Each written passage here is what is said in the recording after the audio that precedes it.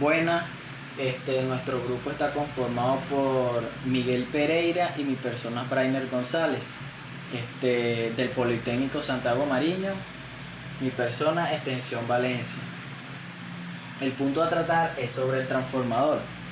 Definición del transformador. El transformador nos dice que es un dispositivo que convierte la energía eléctrica alterna en un cierto nivel de tensión en energía alterna en otro nivel de tensión, basándose en el fenómeno de la inducción electromagnética. Está constituido por dos bobinas de material conductor devanados sobre un núcleo de cerrado de material ferromagnético.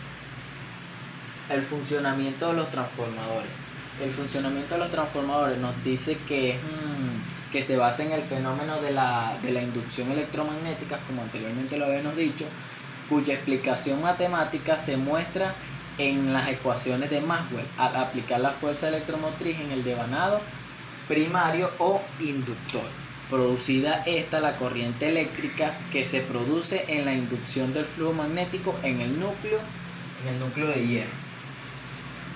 Partes del transformador. Bueno, como pueden ver en la imagen, una de las partes del transformador está compuesto por el bushing primario, el bushing secundario, el soporte, el cambiador de tomas, o mayormente conocido como TACS, el tapón de tierra, el núcleo de hierro, las bobinas, que está la bobina primaria, que es donde llega la alta tensión, y las bobinas secundarias, que es la de la baja tensión, y el núcleo de hierro.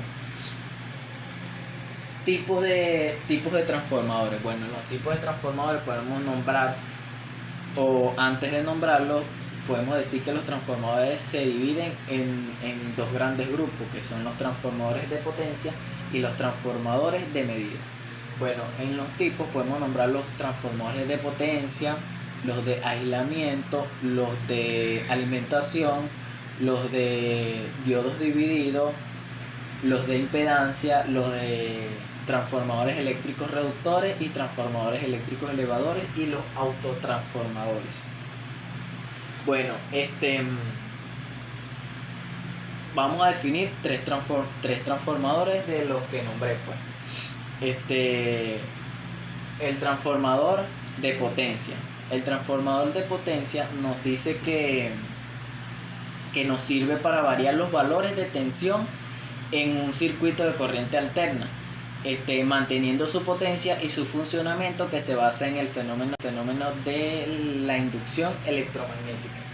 El otro transformador a definir es los transformadores eléctricos elevadores, que tienen la capacidad de aumentar el voltaje de salida en relación al voltaje de entrada.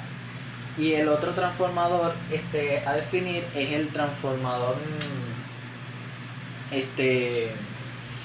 el transformador eléctrico reductores, que al contrario del otro tienen la capacidad de disminuir el voltaje de salida en relación al voltaje de entrada. Y por último definimos el transformador, el autotransformador. El autotransformador se utiliza cuando es necesario cambiar el valor del voltaje, pero en cantidades muy pequeñas. La solución constante es montar la bobina de manera sumatoria. Y por último definimos el concepto del transformador real. El concepto del transformador real nos dice que los transformadores ideales descritos anteriormente nunca se podrán construir en realidad. Lo que puede construirse son transformadores reales, dos o más bobinas de alambre físicamente alrededor de un núcleo ferromagnético.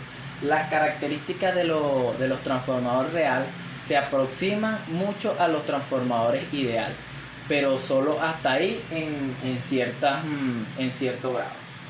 Bueno, gracias, lo dejo con mi compañero Miguel Pereira. Pereira, estudiante de Ingeniería Eléctrica de la Santiago Mariño, Extensión Maracaibo.